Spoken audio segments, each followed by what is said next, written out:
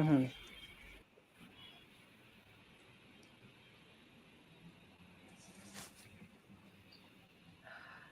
Hello and Hello and welcome to The Wire. My name is Zeeshan Kaskar.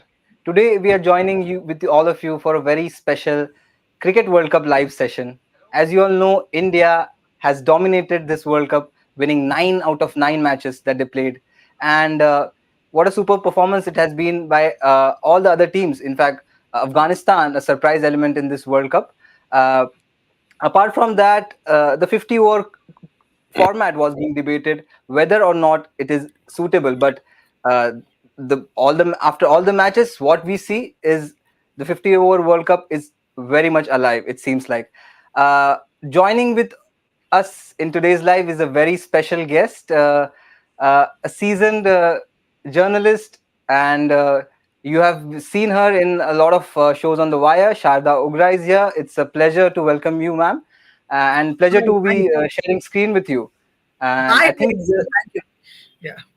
yeah, I think it's just a coincidence that we are waiting for the India New Zealand match, and I'm wearing blue, and Sharda here is wearing black. Is that anything to suggest whom you are supporting tomorrow? No, not at all. I would be so Okay. stupid. It's just what I wear when I'm on television. Yeah. So I'm an India All fan right, to all start. right. I'm just putting it out there, despite my So black clothes.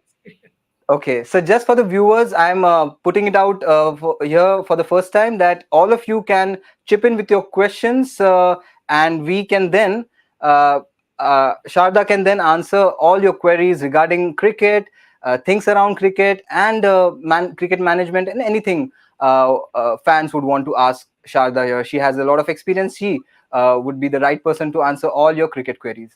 But before we start with the fan questions, I would firstly ask Sharda about India's performance, because winning 9 out of 9 matches, it did not happen even in the 2011 World Cup when India managed to win the final against Sri Lanka. Even then, we lost one and tied one match. But this time around, we won 9 matches in a row, and that too in a dominating fashion. Uh, what has been the key factors? What do you feel this Indian cricket team has uh, dominated the way they have? Hi, Zishan. Great to be here, live on the wire. The Indian team's performance has literally just thrown all of us, into the state of absolute delight and joy and bewilderment. As if, is this really happening? Because as India fans, we've seen even when we won the World Cup in 2011, we saw all the ups and downs that happened. Even when we won 8 matches in a row in South Africa, there was a very bad defeat to Australia in the Yeah. middle of it, very early on in the piece. This performance has been almost like the perfect storm that you call. That everything has come together at the right time. Yeah. You're seeing all the 11 players. Mind you, we are playing with an 11 that we can't really mess around with. If there's any of the pieces of the puzzle fall, you don't know what the response of the team will be. Given the fact that they've played so well in the tournament, you have a feeling that they will find a way and they will be able to recover.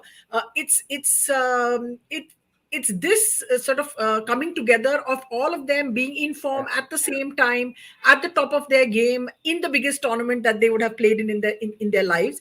That is what has led to this. And then sort of victory leads to more confidence, leads to more victory, leads to more confidence. So it's just been a build up, and it's like they've steamrolled over all the opposition.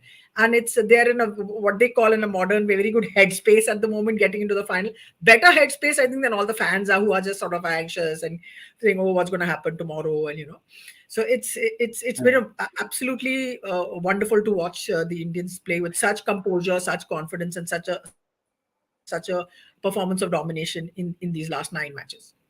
I would just like to add one point here about India's fast bowling. It has, at least in my cricket viewing experience, I have never seen India's fast bowling being so dominant, despite we having Zahir Khans and other players.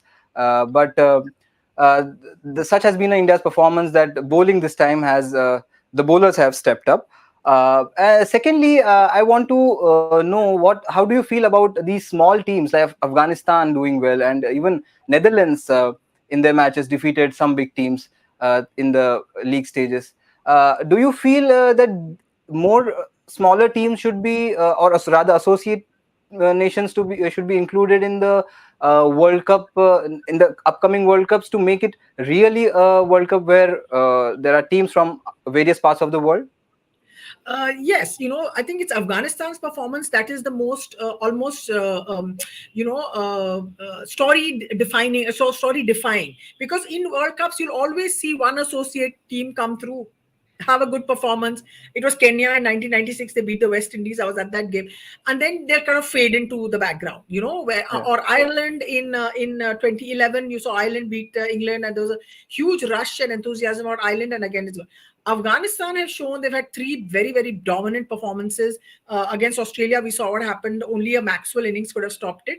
And I think it's the next World Cup will have 14 teams. I think we've had a couple of three World Cups, three 2015, 19, and this one we've yeah, had 10 teams only. They're kind 10 of teams. close ranks in that sense. So you'll go back to 14 teams, which is a good thing. What you would like to have going forward from here is that there should be some games and tournaments and events that give context to these other teams to keep playing at the highest level. So to be able to be competitive consistently, like you look at Afghanistan and you want to know what their next 4 years of their cricket is going to be. How many ODIs are they going to play? Right. What's that going to be like? Or is it just going to be a lovely story that will just kind of fade again, the Yeah. next time a one-day tournament comes around? So we are in this very it's in a and Afghanistan's story is completely unlike any other cricket country story. So it will be interesting to see what happens, and I hope that the increase in the size of the field will mean that there is more that there are more opportunities for young for smaller teams Hmm. to play bigger competitions, bigger teams regularly, consistently through this sort of a period between two World Cups, in between that Hmm. sort of cycle. Okay. You mentioned 50 over format and especially the Maxwell innings. I read today in the Pradeep magazine's article for The Wire where he was talking about the discussion which is going around the relevance of 50 over cricket. I just want to know your opinion about do you feel 50 over cricket format would be relevant in the days to come? But before that, I would just like to point out what he mentioned about the Maxwell innings. He said the 50 over cricket format gave Maxwell that time and space to think and regain his mind in one place so that the fall of wickets around him did not hurt him and he could smash those sixes at the end of his innings. T20 cricket, on the other hand, does not give you that space and time, and he was batting for the 50 over format. So I'm just Yeah, wanting to have your opinion on that. Yeah. I agree with what Pradeep is saying, because we've now discovered there's sort of it's almost like at this point in time when everyone says, oh, 50 over cricket is dead, it's dying, it's almost died, it's Mm. on one leg to dying.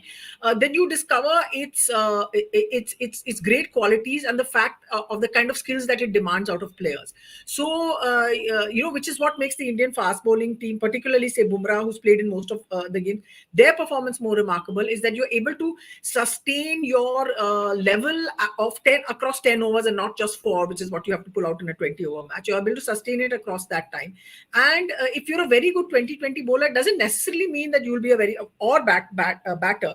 It doesn't necessarily mean that it will translate into 50 overs, because that requires a Yeah. different sort of skill set in terms of time, concentration, all the rest of Yeah. it that you put in there, and your ability to respond as with your skill to a particular situation, which, as you saw in the Maxwell innings, Maxwell is an incredible 2020 player. Now we've seen Yes. he's turned out, he's put in perhaps what people are calling the greatest one-day innings ever played. We can argue about it, but so that's the beauty of this format. With the Wire, I did an interview with Alison Mitchell for that for Out of the Park for the weekly program that I do, and she said a very interesting thing. She said, look for associate, that's a smaller associate nations, and women's cricket, 50 over cricket is very important to build skill levels, to build skill levels, to get them involved in the game.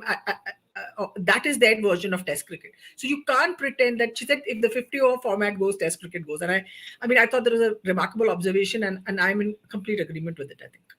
Oh, interesting observation on that. But I'd like to move on to the next set of discussion, which is a burning issue about Sri Lanka cricket. Arjun Ranatunga, the former captain of Sri Lanka, he just gave an interview where he said that Jai Shah is ruining and running cricket.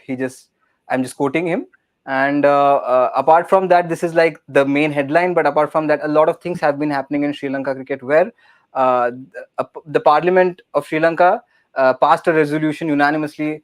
Both the opposition and the governing parties agreed that the Sri Lanka board be suspended, and it was suspended. But the Supreme Court intervened, and a 14-day stay was given on the order. And finally, the ICC stepped in, and it banned the Sri Lankan board altogether. So, and Ranatunga then finally saying that it's Jay Shah who's ruining Sri Lanka cricket. So this is the chronology. But how do you look at it? How does a cricket expert like you look at this situation the Sri Lanka cricket is in right now?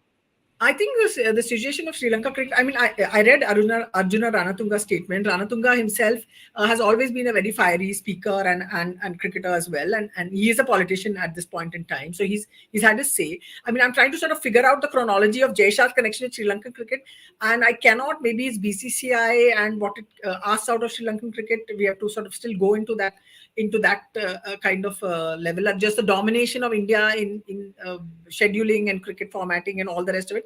That's a separate thing. I think the ICC suspension of the Sri Lankan board led to a great deal of sort of hilarity and saying that, "Acha, you're not looking at the BCCI and you're banning Sri Lanka." In countries like, say, Pakistan and Sri Lanka, it is in Pakistan, for example, it is in the constitution of the PCB that there will be a political appointee that will have a role to play. He'll be the head of the board. And nothing like that in the BCCI at this point. Similarly, in Sri Lanka, so there's a lot of direct government involvement that's there, and which is why getting them suspended, getting them banned seems to be simpler than doing it because in India, whatever the government interference might be, it's slightly much more insidious and below nothing on paper, all the rest of it. So it's difficult to do that. But I think the suspension, I think people have a feeling that Sri Lanka is not playing too much cricket at this time. They'll be able to dial down on the crisis at the moment and come back to a fairly reasonable sort of operational level that they're able to still continue playing cricket. And I don't think that the ICC would want the cricketers to suffer for what's happening at the administrative level. Right. Definitely. With this, let's just take in a few questions which we are seeing on the screen. There's Amit Yadav was saying, "Good evening, everyone. This World Cup doesn't feel like World Cup. It looks like a BCCI event."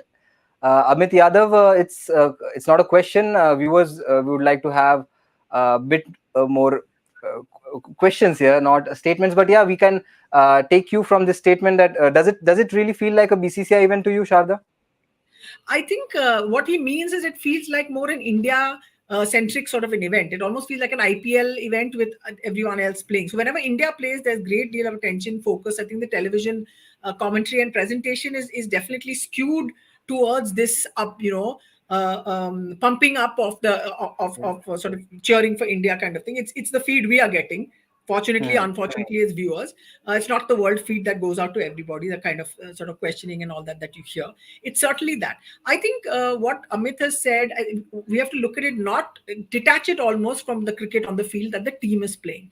I think the way we have to see it is say, look, with reference to how you've handled spectators from other countries, with reference to the seriousness with which you've taken this event in terms of who else is going to come to it, it really feels like the BCCI didn't care that people didn't have a chance to buy tickets or whatever it is. I mean, say, for example, fans from England or fans from Australia. England fans can come in huge numbers, like in tens of thousands, they can land up to cover cricket events, to watch cricket events. But you gave them such a little window to be able to book and do tickets and all the rest of it, that you had a few hundred fans.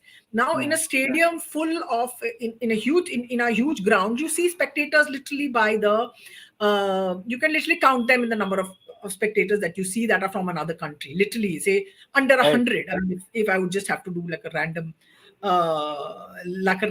sort of a pick, and then you see it just looks it's a bit odd. It's like someone wrote an article and said it's the World Cup without the world in it. I mean, that's certainly what it looks like from the spectator point of view. At every match, you have ICC volunteers waving these two flags, one of each country, saying something or the other, because there's no one else to wave any other flag.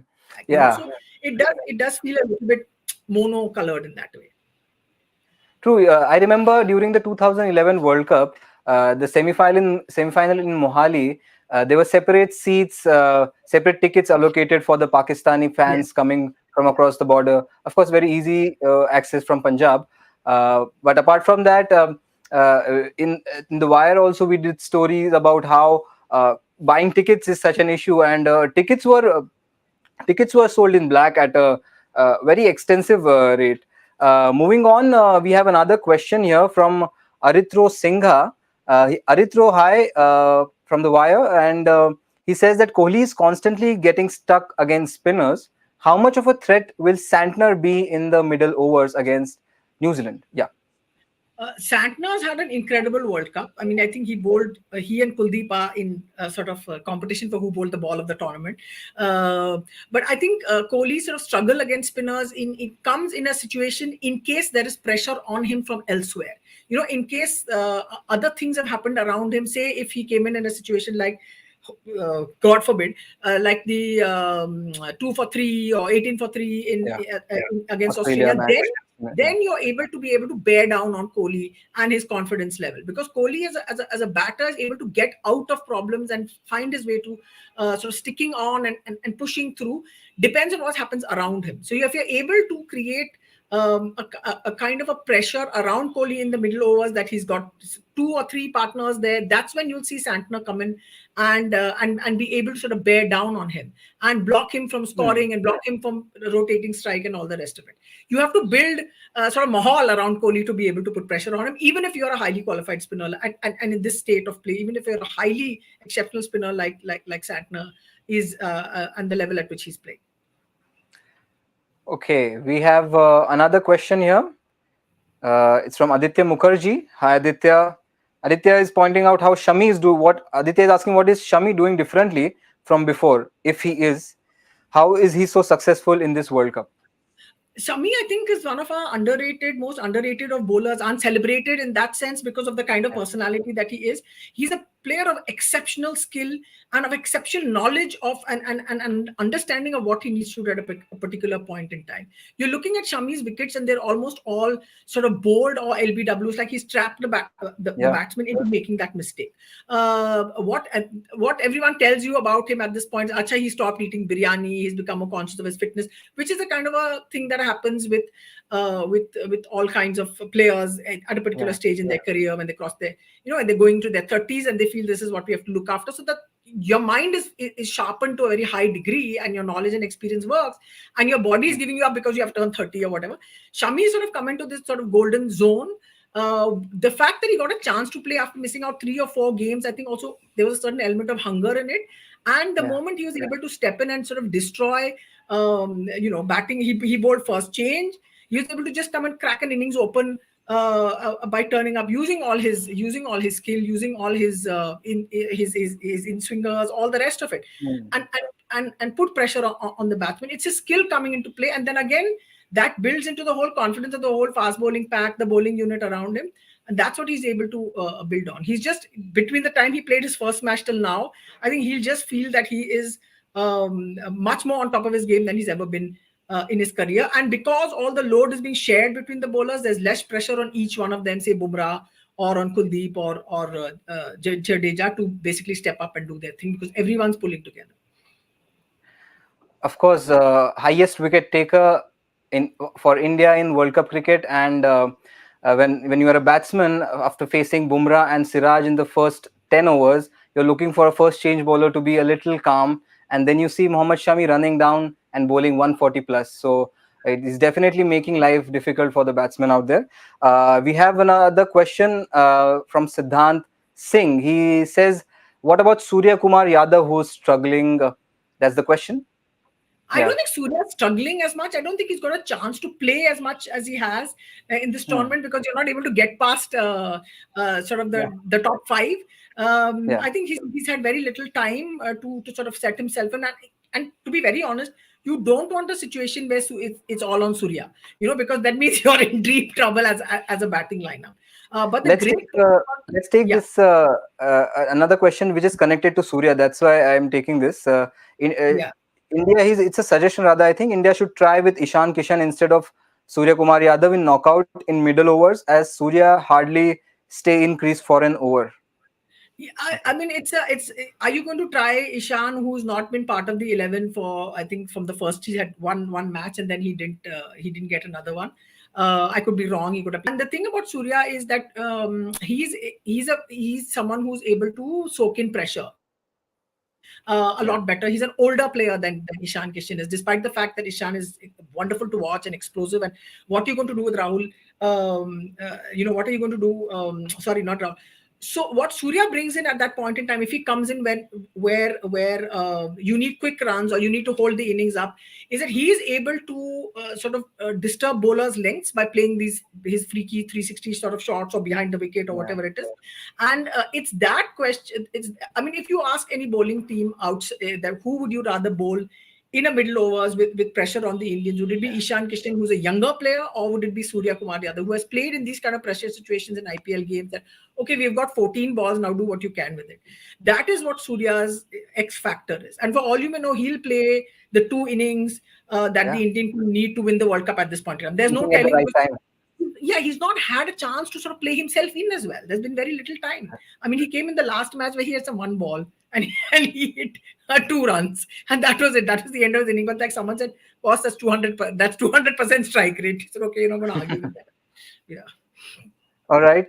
Sam here is sending us his question. He says, when you lose the real game, the blame game starts. This shows immaturity. He's talking about Pakistan cricket. Pakistan ex-cricketer are like that. However, they couldn't win any World Cup after 92. What is your opinion? Although here Sam is uh, making an opinionated point, but he has a definite point in regards to Pakistan's performance this season. What do you feel yeah. about it, Sharma? Yeah, Sam, that's a good point that you said. When you lose the game, then the blame game starts. So, just in case, fingers crossed, it won't happen.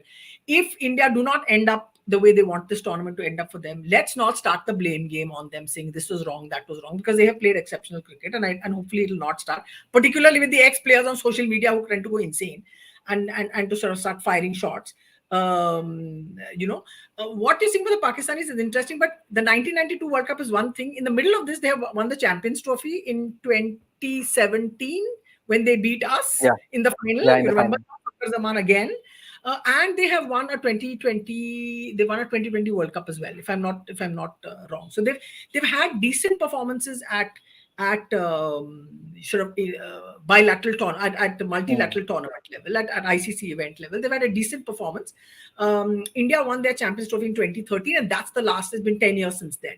So Yeah. it's not technically from the World Cup. Of course, it's 1992 onwards, and Pakistan have the story of Pakistan cricket is very much like the story of Indian cricket, and except Hmm. our TV commentators tend to be less. Uh, it depends. I mean, I shouldn't say anything. I'll get myself or many other people into trouble.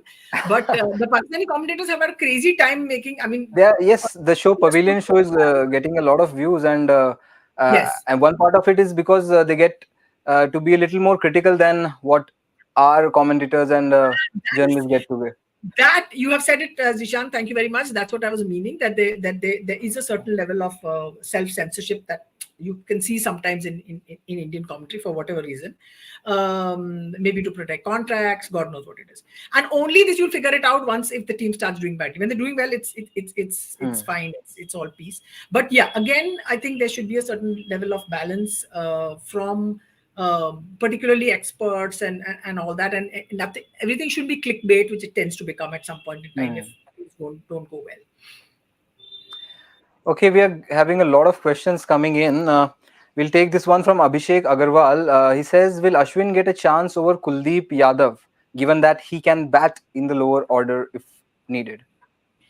So Ashwin's situation is really it's unlikely that he will get a chance Yeah. because Kuldeep is doing fantastic. Kuldeep's had a great World Cup. Jadeja is doing well, and the problem with not having Hardik Pandya in the lineup is that then you cannot play. That extra batsman that you Extra get plus batsman, yeah. Ashwin's batting ability as well. You can't play with that. There's no messing around. You have to Hmm. play five bowlers and include and not have that extra all-rounder to give you that extra sort of batting space. So it's like, I mean, it'll be unfortunate if Ashwin doesn't get a game, but if India does as well as they're doing with the lineup that they've got, I don't think they will make any kind of change. They will not see the reason to make. Maybe had they played in Calcutta, it would have been something, but they're not playing at the Eden Gardens for their semi-final. But it's unlikely that he'll play ahead of Kuldeep, even though it's a bit of a gamble, and it's like literally this is what you're doing, but this is your best squad. They've given you the results, so there's no need that you should change it.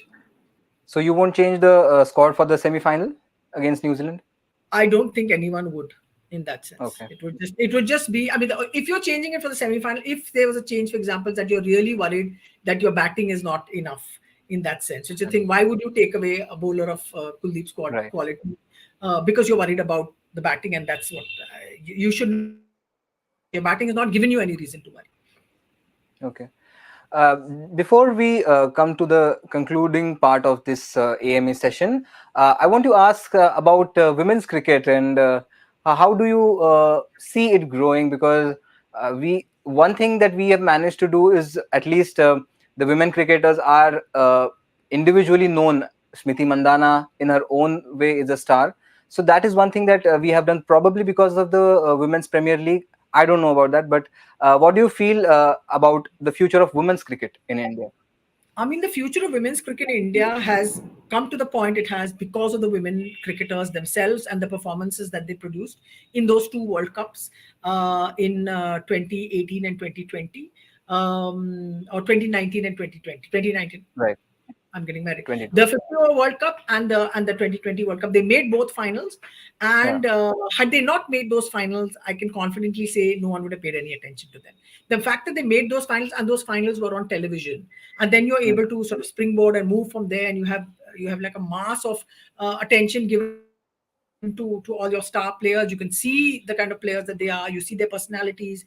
There's Shefali Verma, who's just one something out of an absolute fantasy sort of storybook, and that's what they have done. And then it has been taken forward very well. I know that in the BCCI there was a special women's cricket unit that was working towards it, and now it's gone. We don't know where it is. We don't know if anything is happening about it. But I think there's certainly an interest in the WPL. I say this and I'll say it again, that because the Pakistan board announced that they're going to have a women's Pakistan Super League kind of competition, the BCCI said, okay, let's try and beat them and get to it first, because they'd been delaying on it for a long time. There had been a delay over it. There had been an unconscionable delay, I think, because IPL teams wanted to have a women's IPL and put forward their own players. So we are in a very good situation at the moment. The money in the WPL is incredible. It's been very good. Now they've played with just 4 teams. I want to see it move on to becoming a larger competition. And let's see how that works. I mean, Jay Shah's cause, so he's always spoken up for women's cricket. It's the one sort of interview he gave about women's cricket as well. So you want to see him now put his money where his mouth is and say, okay, now let's have some more. I think there's some the women's season is busy over the next, say, between 23 and 24 season is going to be busy, which is also fantastic. So I think women's cricket is in a very good space, and it at the international level. What's happening at the domestic level is another story. You need to do a lot of many other sort of put more systems in place there. But at the international level, like it is with the men's team as well, there are a lot of good things happening. Okay, we'll see, as you said, if they have their money where their mouth is. लेकिन अभी एक हिंदी सवाल हमारे तरफ आ रहा है राजेश रायकवार से. राजेश कह रहे हैं कि the next world cup Pakistan मेजबानी करेगा, तो क्या हमारी इंडियन टीम को जाना चाहिए पाकिस्तान वर्ल्ड कप खेलने? सो ही इज गिवन हाइपोथेटिकल एक सिचुएशन दे रहे. जी मैम. राजेश जी, ये हाइपोथेटिकल सिचुएशन तो है नहीं, क्योंकि चैंपियंस ट्रॉफी अगले साल पाकिस्तान मेजबानी करेगी. तो क्या हिंदुस्तान वहां जाएगी या नहीं, इंडिया की टीम वहां जाएगी या नहीं, वो डिसाइड नहीं किया है. मेरे ख्याल से शायद बोर्ड के कि नहीं, हम नहीं जाना पाएंगे, हम नहीं जाना चाहते तो हम नहीं जाएंगे, और फिर वो जैसे एशिया कप का हुआ था ड्रामा, वो शुरू हो जाएगा. क्या इंडिया को पाकिस्तान में क्रिकेट खेलना चाहिए? हाँ, क्यों नहीं. लेकिन जो राजनीतिक स्थिति होती है, उसके क्या एटमॉस्फेयर क्या होता है उस वक्त, उस पर डिपेंड करता है ये. और ये क्रिकेटर्स पे बहुत नाइंसाफी होती है कि आपको नहीं जाना चाहिए. अरे भाई, जहाँ जो भेजेंगे आप वो चले जाएंगे, आपको नहीं भेजेंगे वो नहीं जाएंगे. तो वो उनकी रिस्पॉन्सिबिलिटी नहीं है कि इंडिया की टीम पाकिस्तान में जाके खेलेगी या नहीं खेलेगी. वो बीसीसीआई की रिस्पॉन्सिबिलिटी नहीं है. वो तो इंडियन गवर्नमेंट की रिस्पॉन्सिबिलिटी होती है कि वो क्रिकेट को और सब चीजें छोड़ के क्रिकेट को अलाउ करेंगे या नहीं, वो उन पर डिपेंड करता है. अ, अगला सवाल मैं ये स्क्रीन पे जो सवाल है इससे पढ़ने से पहले मेरे पास एक सवाल आया है कि क्या इस बार वेस्ट इंडीज क्रिकेट की कमी खली? अ, और बिकॉज हम आपसे बात करें शारदा, आप इतने सालों से क्रिकेट कवर करते आ रहे हैं और उसके पहले से देखती आ रही है क्रिकेट। वेस्ट इंडीज जब चरम पर थी अपने, तब आपने उनको देखा होगा, कवर भी किया होगा। तो ये वर्ल्ड कप बिना वेस्ट इंडीज के आप कैसे देख रहे हैं?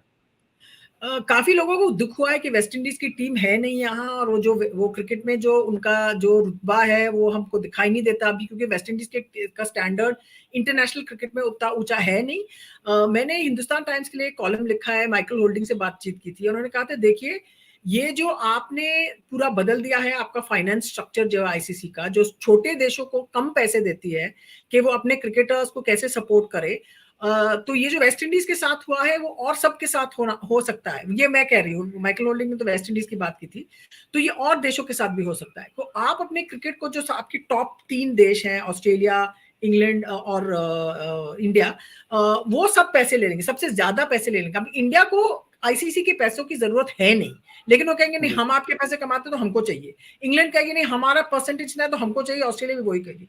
लेकिन जहां क्रिकेट को पैसों की जरूरत है, जो श्रीलंका में है, जो वेस्ट इंडीज में है, कि आप अपने प्लेयर्स को उतनी आमदनी दे कि वो खेले आपका स्पोर्ट, वो आप नहीं दे रहे हैं, तो फिर यही होता है कि लोग कहेंगे हमको अपनी कंट्री के लिए नहीं खेलना, हम तो फ्रेंचाइज क्रिकेट ही खेल लेंगे। जो यहाँ हो रहा है श्रीलंका में, जो हो जा रहा है, जिम्बाब्वे की बहुत स्ट्रॉन्ग टीम होती थी, अब जिम्बाब्वे की टीम है नहीं अभी। और काफी स्ट्रॉन्ग होती थी, वो वीक टीम होती थी, लेकिन उनके उनके प्लेयर्स जो थे क्वालिटी के प्लेयर्स होते थे, उनका क्रिकेट भी जैसे गिर गया है। तो यहाँ जो पूरे देश में, जो पूरी दुनिया में जो क्रिकेट है, वो उनकी जिम्मेदारी है कि वो जो छोटे कंट्रीज हैं जिनके पास इतिहास है क्रिकेट में, वो उनको सपोर्ट करके वो कहेंगे नहीं आपको, बांग्लादेश भी हो जैसे, कि आपको हम उभरने की कोशिश, आपको हम स्ट्रेंथन करेंगे। अब आपका जो इंटरनल स्ट्रक्चर है, आपका जो डोमेस्टिक क्रिकेट है, उसको सपोर्ट मिलना चाहिए, और वो everyone has to be healthy, all other teams have to support each other, क्योंकि सारा कंपटीशन होना चाहिए। ये नहीं कि बस एक तरफा हो जाए कि बस 3 कंट्रीज के पास पैसा है तो वही लगाए जा रहे हैं पैसे अपने क्रिकेट में। बिल्कुल। सॉरी, और जीसा, ये जो वेस्ट इंडीज के साथ हुआ है ये एक उदाहरण है कि क्या हो सकता है आगे आगे 10 15 20 साल। जी, बहुत जैसे ग्लोबलाइजेशन के बाद स्पोर्ट को जितना बढ़ना चाहिए था वो तो बिल्कुल बढ़ा नहीं, और ये जहाँ पे था वहां पर ही रिस्ट्रिक्ट होके रह गया। अब देखिए फुटबॉल को तो, भारत जैसे देश में आज फुटबॉल का इतना प्रसार हो गया जो कि शायद 20 साल पहले इतना नहीं था। इस तरीके से क्रिकेट बढ़ा नहीं, शायद इसकी वजह यही है जो आप बता रही है कि इसको चुनिंदा 3 या 4 कंट्री, और जबकि अब जो रिपोर्ट्स आ रही है कि केवल सिर्फ भारत ही ज्यादा, जो मैक्सिमम चंक ऑफ रेवेन्यू है वो बीसीसीआई आईसीसी का, उसका हिस्सेदार है। आगे बढ़ते हैं। अंग्रेजी में सवाल है सिद्धांत सिंह का। सिद्धांत पूछ रहे हैं बहुत ही एक ऐसा सवाल जो सबके मन में होगा, सब फैंस के मन में होगा, कि please tell chances for tomorrow's match considering the fact that New Zealand is a very clever team, they have plans for every player. Siddhant, I think India is very strong at this point in time. Their performance against New Zealand in the group stages was emphatic. It was dominant. New Zealand is without Matt Henry as well, who's their opening bowler. And if New Zealand have plans, India have plans as well. So I think this, as all of us as fans, we tend to worry a lot about our team. Ki yaar kuch nahi ho raha. But at this World Cup, that whole question has gone out of the window, and I think fans are finding it very difficult to handle. कि हम इतनी success के साथ करें क्या, हम इतनी सफलता के साथ हम हैंडल कैसे करें इसको, where are the loopholes, where can we find the negative points. I think we should just enjoy what's happening with the Indian team at the moment, and I think they have a very good strong chance of winning tomorrow. I remember in 2011 World Cup जैसे भी हमारी performance थी, यहाँ बैंगलोर में match tie हुआ था south Africa, लेकिन जब हमने ऑस्ट्रेलिया को क्वार्टर फाइनल में हराया था, मैं कहा था बस इसके बाद जो भी है फाइनल में, सेमीफाइनल में इंडिया जीतने वाली है world cup, and the Indian team is looking like that at this stage itself, to my mind. Absolutely, India looking very strong at this moment, and I think that's a very nice point to say you all goodbye from both of us, from Sharda and Zeeshan, Kaskar, myself, hoping that India will give their best tomorrow and come out all guns blazing against the New Zealand team. Thank you all for joining us in this live session. I hope it was great for all of you. It was wonderful for us. Talking to Sharda was great for me personally as well. Thank you so much for joining in.